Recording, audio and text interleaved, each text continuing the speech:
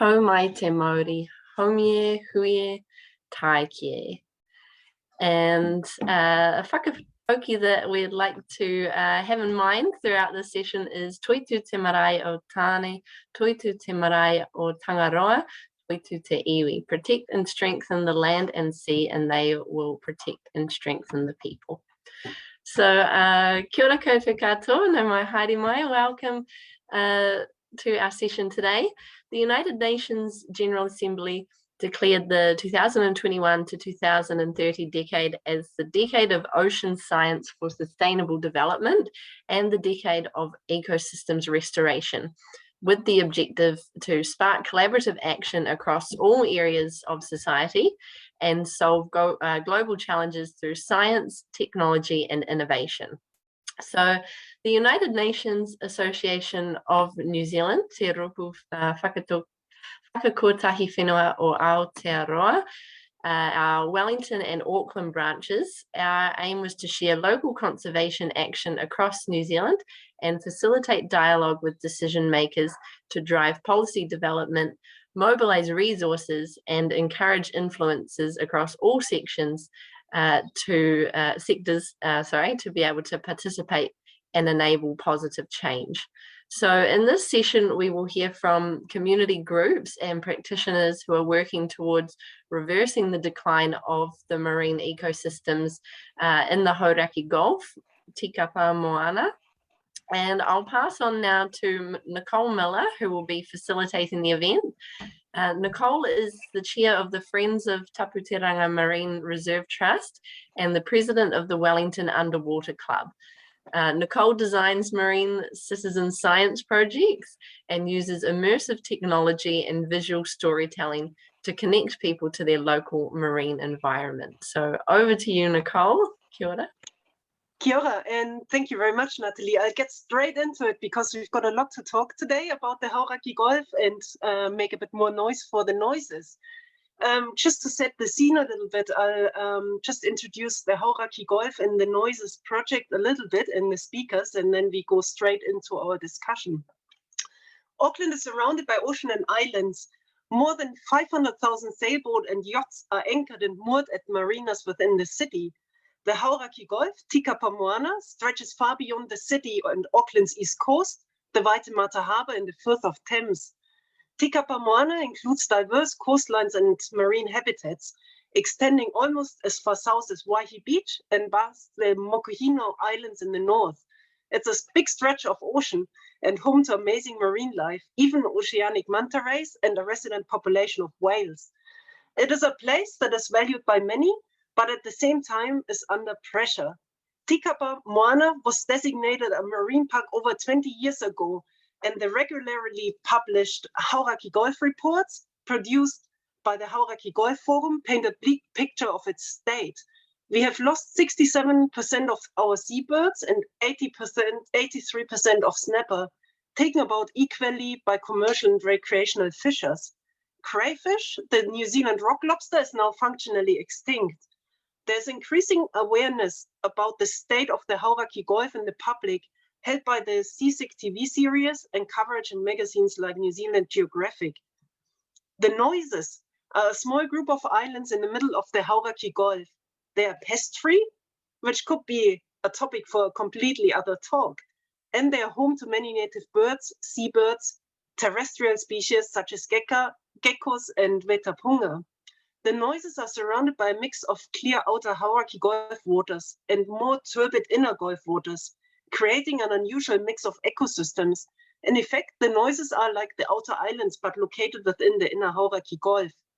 Like in many other places, the marine environment around the island is changing.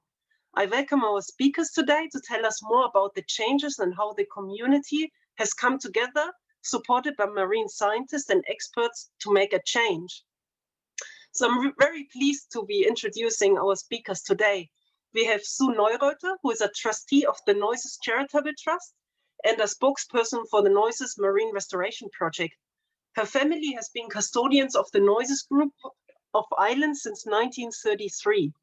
Sue and her family have had a lifetime to observe changes on and around the islands and are committed to raising awareness of land and sea connections. We also have Katina Konomos, who is the project manager, or was the project manager for the Noises Marine Restoration Project, which led to the inclusion of the Noises High Protection Area proposal in the government's Revitalizing the Gulf strategy. Throughout 2018, Katina was the interim executive officer of the Hauraki Gulf Forum. We also have Tom Trinsky today, who is head of natural sciences for Auckland Museum. Tom is leading the development, documentation, research, and public access of all museums' natural science collection. Tom is also the co-director of a joint research program between Auckland Museum and Ngāti Kuri, with a focus on Rangitahao, Kermadec Islands, and their biodiversity and ecosystems. And we also have Nick Shears, who is an associate professor in marine science at the Faculty of Science at the Auckland University. He's based at the Lim Marine Laboratory. Nick was examining the impacts of marine protected areas on kelp forest ecosystems in California during his postdoctoral fellowship. He's investigating and has published a large body of research on the impacts of fishing, sedimentation, and climate change on rocky reef ecosystem. So welcome to all of our speakers. So what we thought we start off with is just a really good introduction to the Noises Island. And I'll pass over to Sue and Katina, who can give us a bit of a history and just a timeline of the project, and they can tell us more about the marine environment and any changes they have observed. So Katina, over to you. Well, as Nicole so kindly said, our family have been the custodians of the Noises group of islands for the past 90 years or so. And so I guess I've been involved all my life in first, starting by building aquariums and rock pools. So you started to notice things in the marine environment, and that included fishing and then later boating and snorkeling and exploring. So it's been a lifetime of watching change over the islands and watching loss. And therefore you start questioning things, and you start questioning what you can do to reverse these declines. And on your own, it feels insurmountable. But then sea change, there was an opportunity with sea change, Taitimu Taipari, the marine project, which started in 2013. And it invited stakeholders and mana whenua who had an interest in the Hauraki Gulf to come together to address these terrible declines. And I was fortunate to be part of that process. And that was a fabulous process because it put us in contact with extraordinary people who were all trying really hard in their own way to make a difference. And the sharing of knowledge was amazing. And to be able to have a voice finally, when to have been without a voice for so many years, it was a huge relief. Maybe I'll let Katina carry on a little bit with the timeline. So what we thought we could do first, and so I think you're probably best to speak to that, is let's just talk about where the noises are. So for those attendees who aren't familiar with Tīkapa Moana, Te Moana Nui Toi, we can take you to the noises today virtually a little bit. So Sue, do you want to speak to the slide? Absolutely. So the islands are located pretty centrally in the Hauraki Gulf. So they're at 24 kilometres from downtown Auckland, and they're about 2.5 kilometres from their nearest neighbour, Rakino, and about 5 kilometres from Waiheke Island. You can see that down on you can see the group there. And they're all connected by this network of rock stacks. All the islands are connected by networks of rock stacks and intricate underwater reefs. And I think that's what makes it so special. There's so many different environments, from rocky reef to sediment and shell hash.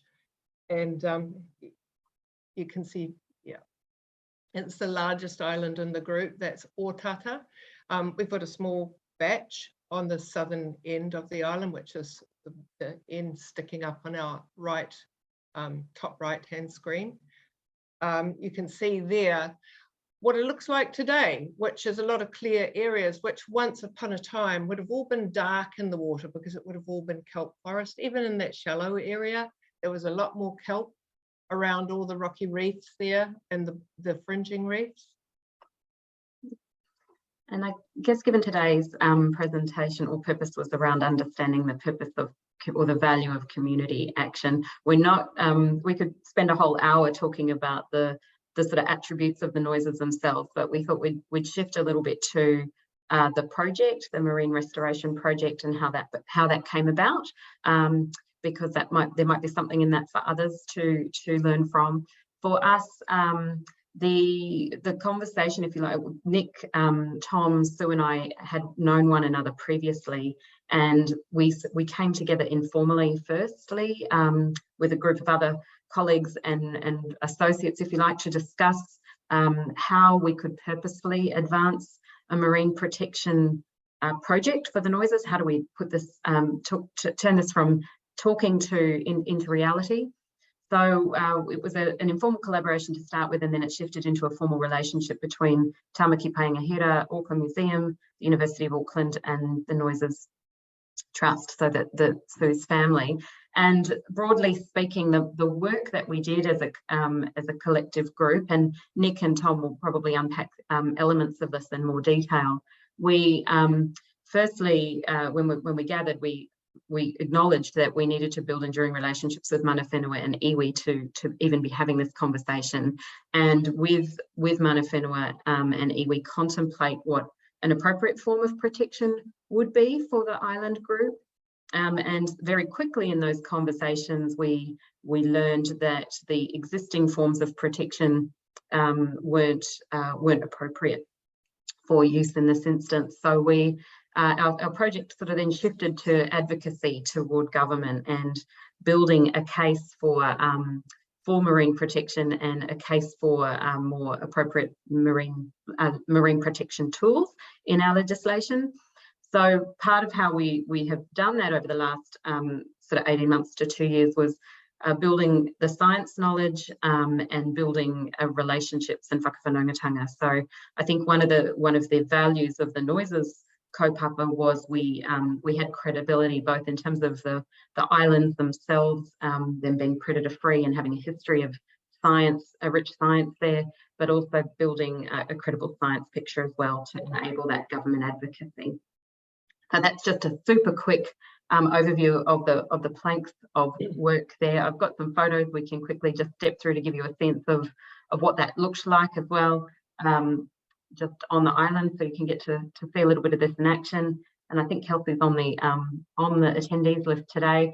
So some of these photos will be familiar to you. There's photos here of working with rangatahi, our science team and rangatahi working together and sharing knowledge. This is a photo of a trip we had with mana whenua to talk about the changes in situ and share knowledge. And there's a couple of photos here, and I appreciate we're whizzing through them quickly, just of an archaeology expedition on the islands. There's been several digs, which Tom may wish to talk about. This was part of building that science picture, connections into mana whenua as well here. So there's some, and alongside this, of course, then there's the political advocacy. So building a platform and a profile for the Noises with politicians. So we've included a few of our favourite political engagement moments there. I will just stop sharing this for the moment. We have from here, the project has culminated in us making a submission to government. We were invited last year by the government to make a submission. This was on the back of the release of the government strategy, the Revitalising the Gulf strategy. So where we're at the moment is we were invited by government to make a submission for a marine protection area around the Noises, which we have done, and we are now in a government process. So as we go through this corridor, we can put the maps up and show what that government process is. Kia ora, Nicole. Thank you very much. That sets up really nicely. We can dive into some of those aspects a bit more around science credibility, and I picked up on the informal start to a lot of those collaboration. I think that's something is probably one of the learnings already, to take that across and see where else in New Zealand we need to start building those informal relationships before we actually go into, because trust is so important between different groups and it can't always be formalized right at the start. but there's plenty of time to do that later. Nick and Tom, are you happy to continue and tell us a bit more about how you both involved and yeah, really a bit more about the science and what we know, the historic baseline, and where we are at the moment? Kia ora tātou. I thought I'd just quickly go over some of the research that we've done at the noises over the last 10 or so years. A lot of research had been done on the islands around pest control and the native species that were there, but there was very little known about the reefs around the noises and the marine ecosystem. So we've improved the knowledge on that and trying to understand some of the main threats on the ecosystems, the types of habitats that are there. So I just wanted to just show a bit more context around the noises themselves. They're located right in the inner part of the Hauraki Gulf. They're right on the sort of edge of sort of the inner Gulf where there's a high sediment input. You can see sediment coming in from the Firth of Thames and the Waitemata Harbour, and that can have impacts on the environment, but there's also associated with that, there's high phytoplankton concentrations, which really fuel the ecosystem. So the environments and the reefs in particular are really dominated by suspension feeders or filter feeders like sponges, and people might have heard about the big shellfish beds, like the large subtidal mussel beds, which are some of the last remaining ones in the Hauraki Gulf. So it's really important ecological marine habitats at the Noises. We started working at the Noises because we actually needed somewhere. Well, we were interested in how kelp forests were impacted by turbidity from sediment runoff. And so the Noises was actually one of our high turbidity sites. And we found that this was work done by PhD Caitlin Blaine and Christine Hansen, found that the kelp forests at the Noises were much less productive due to the higher turbidity and more vulnerable to other disturbances due to the high levels of sedimentation, or relatively high. So that was kind of suggested that there were these negative impacts on the reefs, on the kelp forests, despite the wider values on the ecosystem of the ecosystems there. But what we've sort of increasingly found is that the shallow reefs were lacking a lot of kelp forest. So here's showing the extensive reef systems off the northern side of Otata Island, and these reefs are dominated by high numbers of sea urchins, so or kinna. So what was the driver of this? This is just showing you some of the reefs. High numbers of kinna, and the likely reason for this is that the numbers of predators on these reefs have been fished down to very low levels. So surveys that were carried out as part of the Restaurant Marine project funded by GIFT sort of really confirmed that the numbers of important predators of sea urchins like crayfish were really low. Snapper are quite common. They're another predator of sea urchins, but their sizes are generally quite small. So the Noises are a highly productive area. They're heavily targeted by fishing, and this was ultimately having these impacts on the reef ecosystems.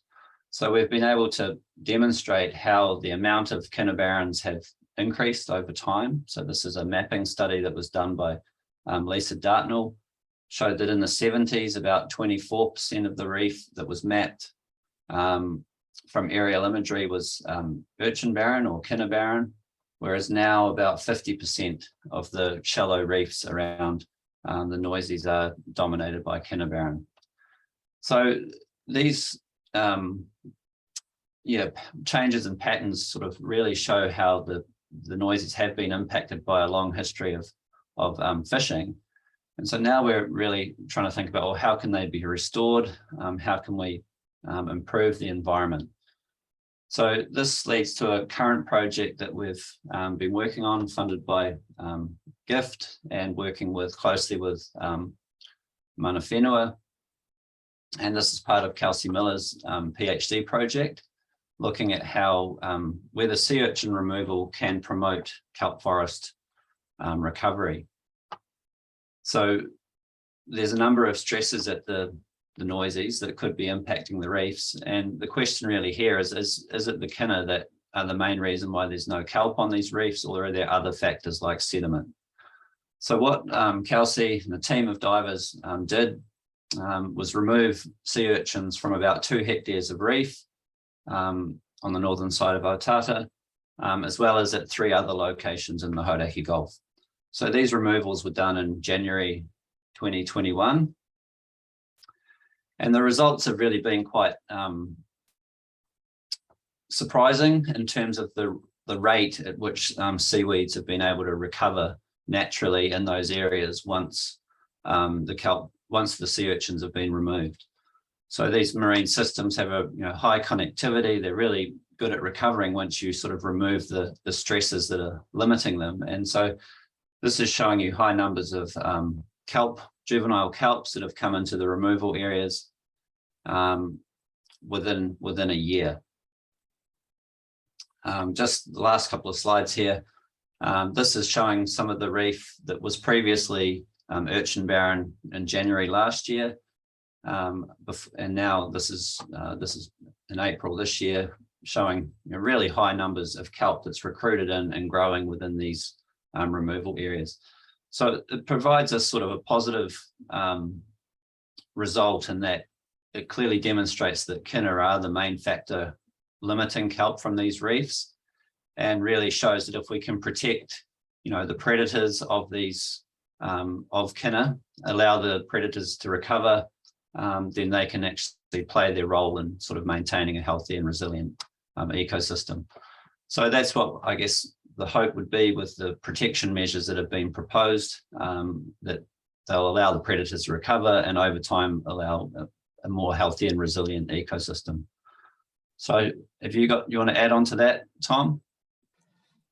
All those principles are good, and I suppose the reason I got involved, so in terms of background, I've been working in the Moana Nui Akiwa region for about almost 40 years now, and I've noticed a decline, not just in New Zealand, but across everywhere, and for the last 15 years, a lot in New Zealand. And the reason I got involved is when I was first approached by Sue, I was really interested in the interface, and I have been for a long time, an interface between government policy and regulations and how that may influence success or failure of marine protection.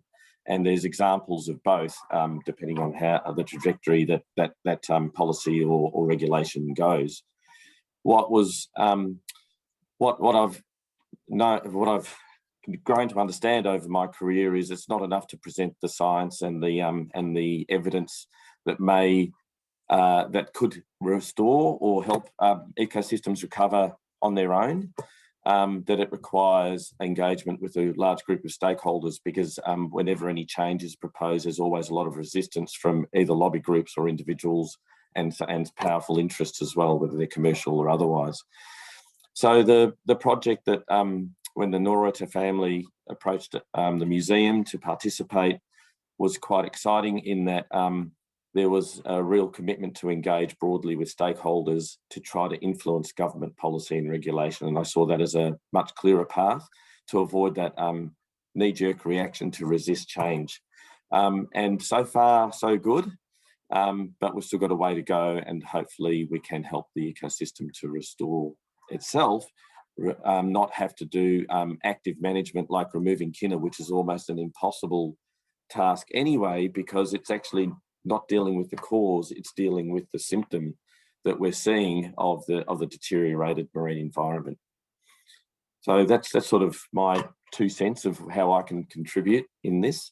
And one of the other things too is if we want to detect change over time, we have to set up some sort of monitoring plan. So that's been established at the noises. And the idea is that we go back frequently to see how the ecosystem has changed, using the levers or the management strategies that we've tried to see how successful they are or not. Great, thank you very much. Probably just picking up a little bit on the monitoring plan as well.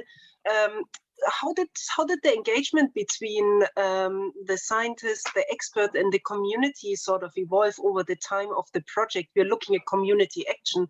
Did the community get like the more involved into monitoring when you go out with the rangatai? Do you collect data right at the time? How has this been shaping up?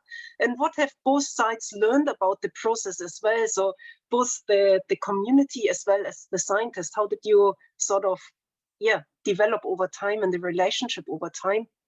I think it's been a gradual process. For our family, it was really easy to understand that for people to care, we had to get them out there. And so we kind of started with that, and one thing built on another. And sometimes the engagement that you get might be walking someone around the island, and a wetapanga might resonate with some person, whereas a rocky reef where you look down into the rock pools and say that's a kinnibaran, when you can think you've made something very clear, but until someone sees it, that's when the lights go on, and that's when they have a picture of place in their mind instead of a line on a map.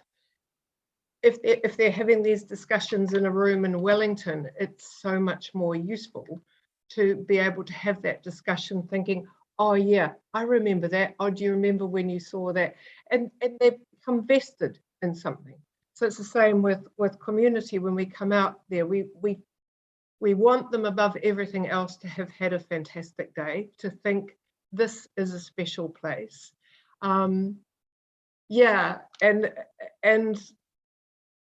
And then you start to develop those relationships. You can pick up the phone and you can say, oh, it's such a mother. Oh, da da da. And you've broken the ice. And if you've done that and you've started those relationships, and you can start approaching the common ground that you have and establish that common ground, it then opens those pathways to trust and building a relationship where you can actually drill down to find out when there's blockages or someone doesn't think in the same way that you do. You need to ascertain by listening and having empathy what it is that they hold dear, and then you can start to find your common ground there as well. I think it's quite rare when you find someone who comes out to those islands who it leaves no mark on them at all. In fact, almost impossible, because we, of course, as a team, then have an opportunity to influence those people for an entire day. And if we can't do that, we've missed that opportunity, and we haven't done the job that we should have done in that day. Can I just add to that? I think it reinforces one key point, and what's possibly been the success of this project, but also in other projects I've been involved with, whether it's at Rangitahu or Kermadec Islands, is for whether it's mana whenua at remote offshore islands or mana whenua within the Hauraki Gulf, is the first step is reconnection. It's building that relationship and reconnection with the motu or with the moana, because what's happened over time is often that connection has been lost, and that's true for mana whenua and other stakeholders. Is if you're not connected to a place or have no emotional or physical connection to a place, it's actually very hard to care for it and act as kaitiaki. So that's one of the key outcomes that has happened through the Noises project as well, is that reconnection to place to enable care, interest in caring and as kaitiaki as well. And that's even more than that, Tom. It's especially what we found with mana whenua is that once we can start to build a relationship of trust and respect, the amount that we've learned about a different worldview, it makes you understand that we've been fortunate to have the science side of a lot of science that's been done around the islands. But then when you hear mana whenua's worldview and you realise, oh, it's all encompassing, it's land and sea, it's not one little thing, it's everything and how it connects. You understand fully that this is the way forward, is we need to use all the tools in our toolbox. So whether it's the science knowledge or the mana whenua, one backs the other, and somehow our intermediate knowledge of change over the last 90 years or so, that comes into play as well. So we're silly if we don't make the most of all of that, all of those knowledge sets. And we're silly if we don't listen to people who have had an association with the noises for over 700 years, of course. Yeah. Yes, and I think you've mentioned it at the start as well. It's your family has spent a lot of time, and I think that is the thing about, if you think about mana whenua, people are in the water every day because they actually live off the land, off the water. Picking up on natural clues is really the key on that. And over the years and generation, of course, you develop that strong relationship. I'm interested, Nick, as well, because of course kina are taonga species. I think that'll probably influence a lot on how you approach research as well.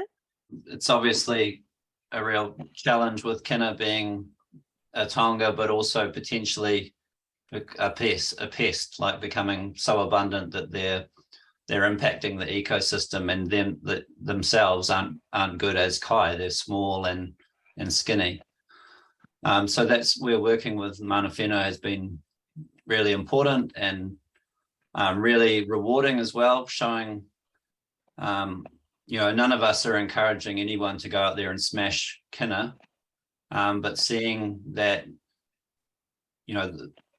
seeing that removing the kina allows the kelp to come back, it gives that proof of concept around, well, if we can actually get the predators back into the system to do that for us, we can restore the balance and the modi of the system. Yeah, that's great. And of course, then we would have a lot more crayfish and kai moana, which is really important for mana whenua as well, to be able to provide for visitors out of their own roe as well. Just looking at the time, I thought we might just move on a little bit. I've got a few questions, and it's just the leading questions probably for each of the panelists.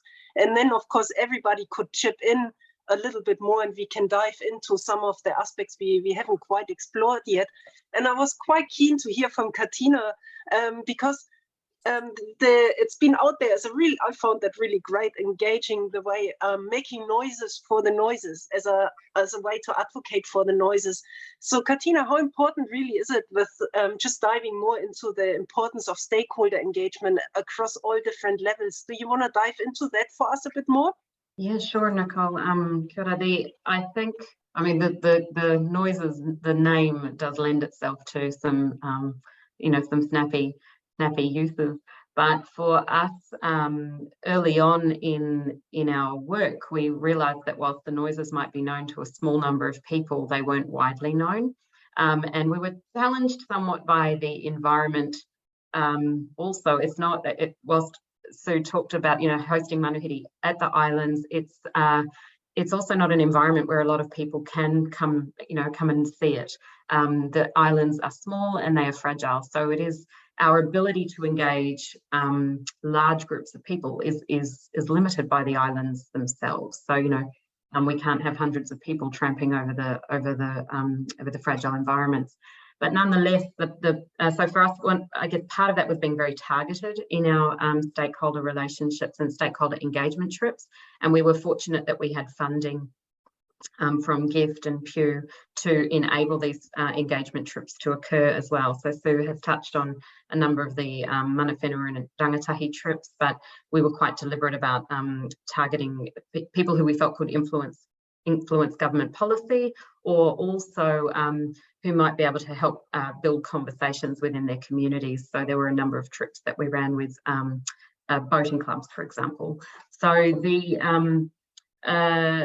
part of what I think is also powerful about the noises engagement is that when we've had the engagement trips and people can see firsthand the beauty of the terrestrial environment and how that has been well cared for, and then by contrast hearing about the degradation in the marine environment, the kaupapa is clear around, well, we've got to have land and sea, how do we bring that back into harmony and have land and sea protected and the management of that system holistically. So the kaupapa is quite easy for people to get around, even if they're coming from different positions, and I think that's been quite important. The other couple of points I would make there around the value of local voice and local knowledge. And I think for us, with this project, we've had the family, Sue and her brother and sister, and there's a younger generation in the family as well, who've all got first-hand observational knowledge, which has been really powerful for storytelling and sharing. So that's been, in some respects, a bit of our secret sauce, has been that very personal storytelling that the family have been opening up to, which has been very generous of them. But we've, all along, it's been about creating that momentum, being very targeted in our engagement, and I think the environment that we were engaging in has been a very big, powerful part of that. Fabulous, thank you very much. Yeah, I think that personal connection really comes out, and it's been interesting with the funding that you mentioned that as well. I guess it's particularly if you're talking marine, it's really hard to engage people anyway, and you can use immersive technology, but it's only a limit, and it's only a proxy for actually getting people in the water. And there's some amazing work happening, particularly around experiencing marine reserves, mountains to sea, trust, who've done amazing work across the country, getting people in the water and working with schools. And I guess it's really important to support initiatives like this. We see the success of these initiatives in Wellington as well. Is that a bit of is funding available enough around the areas of the Hauraki Gulf, or is there? I guess there's always opportunities to see if there's more available. And hearing that, is the connecting people to the environment something that is underrated from a funding perspective? We've been fortunate with the partnership we have had particularly with Tamaki Paenga, the Auckland Museum, as a sort of very well established institution. We were able to attract funding for this project.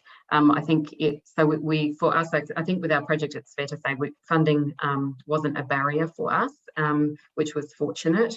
It's not to say that it isn't for other smaller projects within the Gulf. So I think it's the funding landscape. You could always say, for these sorts of projects, there's definitely a need, and funding things like engagement is. Again, we've been fortunate in our project to be able to fund that engagement, and it has proved very valuable for us to be able to do so.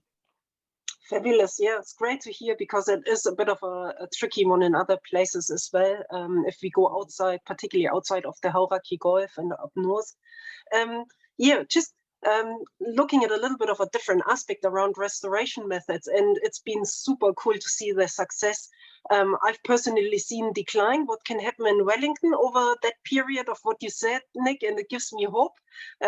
If we see the same speed of recovery to some extent, 15 months, there's a lot more use of active restoration methods in the Gulf now, including mussel restoration and kinner removal. Would you be able to expand a bit more on other examples that we can see on a wider space? And are there opportunities to lift these initiatives up to have a more strategic approach to restoration? Well, I think, there's a lot of interest in restoration, but the mussels provide a good example where there's huge focus on restoring mussels in the Gulf, yet people can head out to the Noises and take sackfuls of them off the rocks. So, the Noises has some of the last remaining subtidal mussel beds in the Hauraki Gulf, perhaps in northeastern New Zealand, yet they're just slowly disappearing, or maybe faster than we think, according to Sue. So restoration's great, but it's no point, you can't restore without protection. So, and the same applies to the reefs. We can go about, restoring things frantically, but if we're not protecting them, we're not protecting those predators that will actually, provide longer term stability of those ecosystems. It's a little bit, we're wasting our time. So I think we need to be controlling, limiting the factors that are leading to degradation. So clearly these protected areas that have been proposed will remove the impacts of fishing. And then there's various active restoration techniques that could be used in combination with that to help, accelerate recovery. And that's where there's lots of opportunities. But just thinking, you know, you can go out and remove some kinna and you're going to restore the ecosystem, that's, you know, that's a long way from achieving sort of long-term ecological goals. Yeah, and it's a good one to tackle these questions up front, because just yesterday I was talking to one of the local dive clubs and just presenting on some of the things we see here, and was exactly the question that was posed to me is, why do we not just increase the catch limit for kinna? And I was like, well, it's not gonna by itself do its thing. And I think it's really important to be upfront around where the limitation is. And it's like any restoration on land. It's so hard to, like, if we see bush regeneration, it takes so long to come close to what was then originally. And it's more important to actually protect some of those places that still have the habitats. It's leading in quite nicely to a question that I have to Tom actually about, if we look, you mentioned you've seen a global decline in global efforts, and you've got, of course, some experience and connection back to Australia. Are there some examples that we can draw on of things we know what works, what doesn't work, what can we do better if we now got an opportunity to make a change? Are there some things that we know would be key to be aware of, Tom? That's a big question, so I'll try to keep it brief.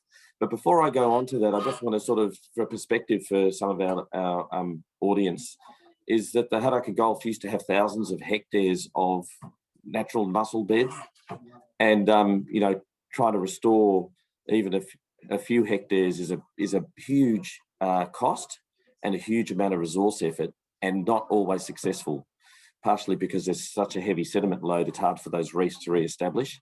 So yeah, I sort of reinforce what Nick's saying, in that it's actually not going to solve the problem unless we actually rebuild the native stocks that are there. I do reflect on sort of the trajectory of marine protection over the last four or five decades in the region, the Australasian region, but also globally. And we do have to remember that New Zealand was one of the first that established a marine protected area at Goat Island around Lee. And so we were leaders for a long time, but we've really lost our international leadership in effective marine protection, in having such a small percentage, or actually, you know, less than 1% of our oceans protected. And part of the consequence of that is that deterioration, or the trajectory of deterioration of these marine ecosystems continues. Meanwhile, people continue to extract and think that everything's okay, but you know, scientists that I work with and other people that spend a lot of time in the water have seen that deterioration over very short timescales, over a decade, or sometimes only a few years, or could be over several decades, depending on their interaction with the oceans. So certainly my experience in Australia, I think one of the key points of, for me, was when the Great Barrier Reef Marine Park went from 5% marine reserve or full protection to 33% in the late 90s and around early 2000s. And I sort of think about how that might have happened. And there was a lot of criticism, a lot of negative forces that were trying to prevent that from happening. But it got pushed through leadership. A former New South Wales minister was the CEO of the Great Barrier Reef Marine Park Authority, and listened to the evidence from the scientists and pushed through with the 33%, much to the chagrin of the fishers, the commercial operators, etc. What has resulted is several things. One is the economy that comes out of the Great Barrier Reef has diversified away from extractive use to more observational and tourism and things like that. The other thing that's happened is this ecosystem is much more resilient. Now, that's notwithstanding the pressures of climate change, and particularly sea temperatures around the Great Barrier Reef, and people hearing about bleaching events around the Great Barrier Reef, which have affected huge areas of the reef. However, at the moment, they recover relatively quickly, you know, over a year or two timescale, as long as those increased temperature events don't keep reoccurring. That is a long-term problem for any ecosystem. So I think that's the big challenge for New Zealand, I think, and sort of seeing the trajectory of marine protection internationally, in the region, Australasian region, and within New Zealand, is to have the leadership and the strength to really look out for the moana and rebuild the Māori of the moana, because that's where we're failing at the moment. We're letting it slide. It's a slow, relatively slow. It's fast, but it's also slow processed in human timescales. And so I think we're just letting it slide, and the opportunity cost is huge. And I think we'll eventually regret we didn't do something sooner if we don't do something more rapidly now. Thank you, Tom. And again, it's a really good sliding into a question that I had to Sue.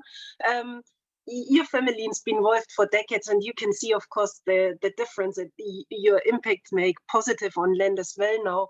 There are many things that are top of people's minds. That's what exactly where Tom goes for. We sort of let it slip because it seems like we've got more urgent crisis. And of course, there are people are worried about health, about housing, about household budgets. But yeah, Tom already alluded, it's going to be so much more expensive if we don't do anything. And we might actually lose way of life in New Zealand that we actually wouldn't be able to get back. Scallop fishery is a good example. You know, everybody loves a good scallop. I'd like one in a few decades to come, and I want my children to be able to experience, or the grandchildren or my friends' children to experience that as well. What do you reckon?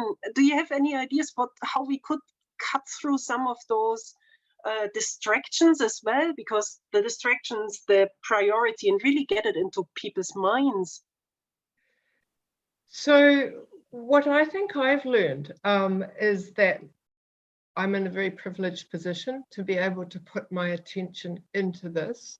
I'm fortunate to not have to worry about housing or a job or something like that. So I think conservation in general is quite a privileged stance to be able to really push.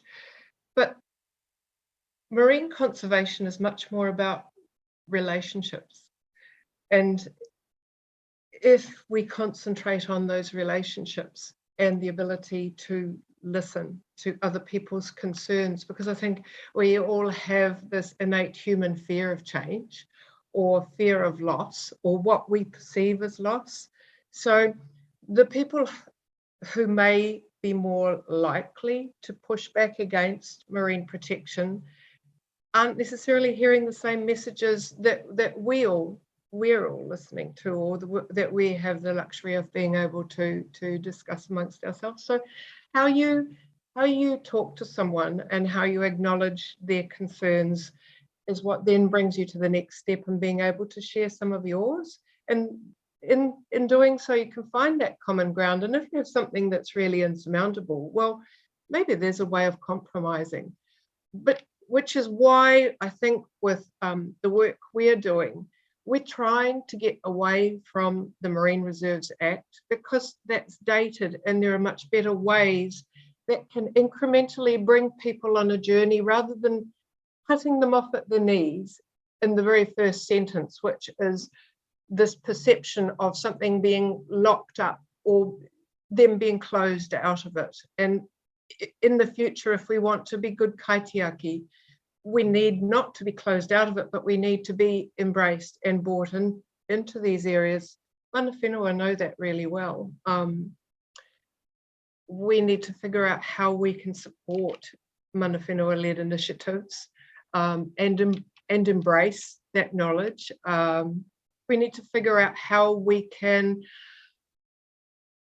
turn marine protection into a complete game, not just for us, but for everybody, in whatever that is. So find out what those points are, those trigger points for every single person about this, whether it's a positive trigger point or a negative one, so that you can address those and turn, if it's a negative one, you paint a picture of, hey, well, look, if we did this, we could have the opportunity to do this, and that. And even if the opportunity doesn't exist for you, perhaps it will exist for your kids. And we have to have places that we can show regeneration, because globally we've got so much loss, so much disruption. I know I don't have it in me for the rest of my life to be talking to people about loss. I need here to be able to talk about gains, about regeneration, about things improving, recovering. So I guess that's, yeah, I have to try and we have to try to get that message across to everyone about what we have to gain. Anyway. Yeah, thank you. So I think that's really an important thing, because when you work in the marine space and you see decline dive by dive, it's actually you can get quite sarcastic and quite bitter about things, and that is really about actually showing the positive things. And that's why it's so important to show that there is a way in the other way. We're quite lucky here, of course, with Taputaranga Marine Reserve, which I usually talk about as a beacon of hope, because it really shows that going back from before the marine reserve was established, and the marine life was quite depleted. Seeing it now on Wellington's coast is really good. And maybe I should take the opportunity, looking at the audience, to say, if people are interested in experiencing the marine environment, if you are based in Wellington, there's definitely ways. I'm happy we can organize something. We can get people out snorkeling, both in showcasing some of the kinderbarons, which we do have around here as well as the amazing environment. And maybe it's something even within your agency, if you do work for agency or for organization, think about it for Team Building Day. That's definitely something which would be possible, and there would be big learnings in that as well. But yeah, please get in touch with us. We can definitely organize something if it's based in Wellington. I think we haven't gotten any questions yet from the audience, but we are also moving on to quite the end of the talk. I just want to finish up maybe in this case with a question to each of you. What do you see makes a difference in your work, and what can and should we build on? What is the ambition that you set for yourself, and what is it that you hope to achieve with your work? If I can get a little bit of a fling around the speaker room, that'll be great. Nick, you're right next to me. Do you want to start? Yeah, that's a tricky one. But I think to follow on a little bit from what Sue said, that, most of my research has been on documenting, impacts and understanding impacts. And we have very few areas that have been protected from fishing. And from those tiny little areas, we've learned a lot. But we still know very little about, what would the noises have been like, if it hadn't been fished? What will happen if fishing stops there? I think we would, if we had to guess, we would completely underestimate how that ecosystem probably will respond. The seabirds, the workups, the shellfish beds and whatnot, they've been hammered for however long. So seeing how they recover will be really interesting. And I'd like the opportunity to be able to study that for the rest of my career, rather than to keep saying things are getting worse.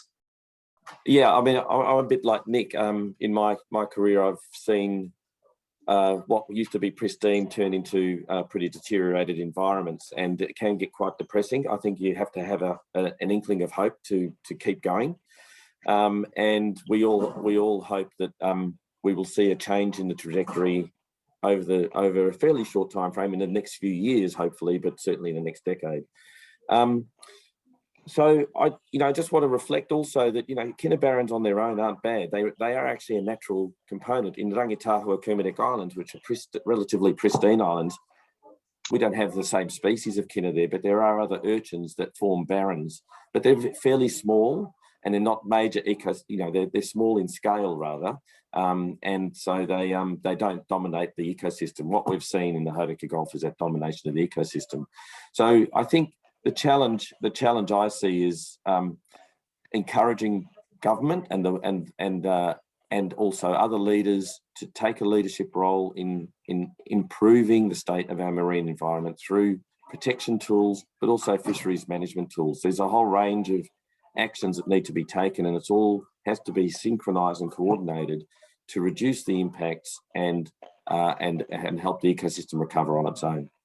Unlike Nick and Tom and Sue, haven't spent my career observing a degrading marine environment, but their words really kind of hit me in the gut and in the heart. I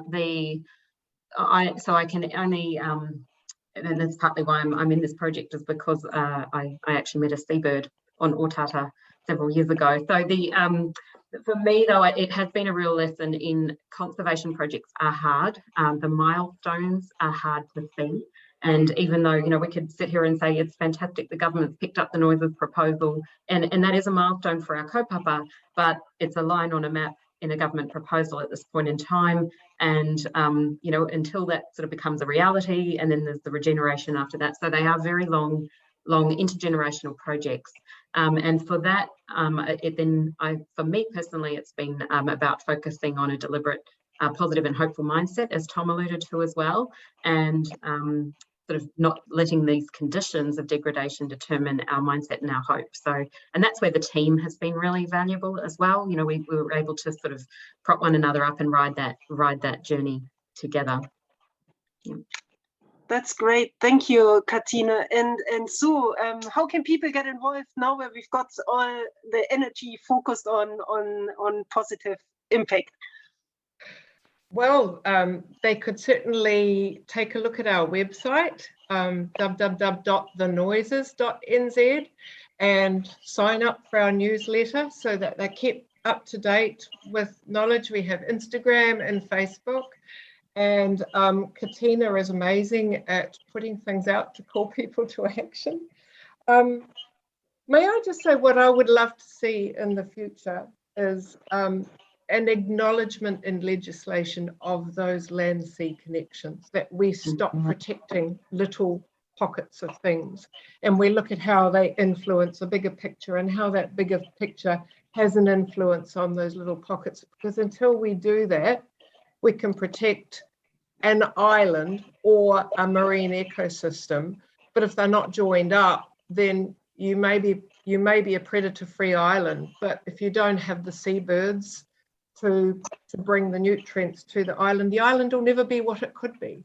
And if you don't have the sea with the intact kelp forest buffering your island, the island will never be what it can be. And obviously the marine environment. So, you see those connections, and in the future, legislation that absolutely acknowledges the value of science and matauranga sitting side by side, running alongside one another, and that we find that's a completely normal place to be. So in that vein, may I just interject in terms of the question in the chat, thanks Sean, that what people can do right now to join, to support this project, in addition to being part of our community for the noises, is make a submission to the government. So we've put the links in the chat. There is a consultation process. It's a light consultation process at the moment. It's not the legislative consultation, but there is a process underway at the moment. The government is proposing to introduce a number of new marine protected areas in various forms. The noises is one of those as part of that package.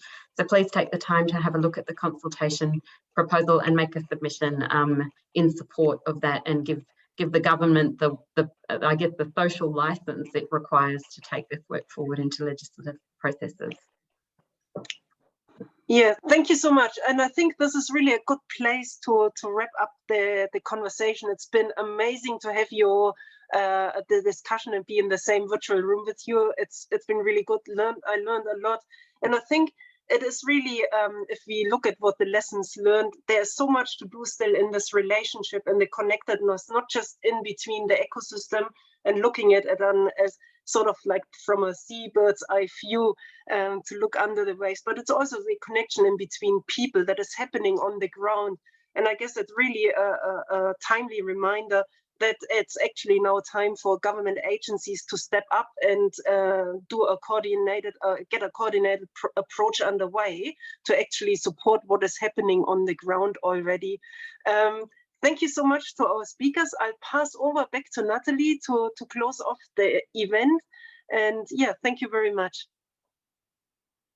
Yeah, thank you so much, Nicole, for your facilitation, and thank you, Nick, Tom, Sue, and Katrina for sharing all your experience, the things that you've noticed over time, and the wonderful mahi that you're doing. I particularly value what you mentioned at the end, Sue, about the need for the legislation that acknowledges the connection between the land and the sea, and I'm sure that through our participants today, we'll have lots of people keen to sign on and sign up and hear more about your work and send through their own messages to government and to their communities, so that other people can also hear what's going on, and that we can see that connection in the future. So I think through our discussion today and all the what all the different speakers have shared, we've seen that collaboration between civil society, researchers, businesses and government is really important to tackle the challenges of our time, and communities that can see the value and the need of working together and see the effect on the ground will lead the path and be able to demonstrate what could be possible in Aotearoa, New Zealand, in the Hauraki Gulf and further around the country. Through seminars like today, we really wanted to highlight the immense effort and work that civil society and communities invest to create positive change in New Zealand, and the noises show that positive change is possible, and we hope to inspire further and wider engagement between different stakeholders and encourage change where change is required for a new approach. The speaker series will continue. Our next session is booked tentatively for the 25th of October as a lunch event, so please do keep up to date with our newsletters, and you'll be able to register for that event if you are interested. We'll just close with a karakia whakamutunga. Kia whakairihia te tapu, kia wātea ai te tara, kia turuki whakataha ai, kia turuki whakataha ai. Haumie, huie, taekie.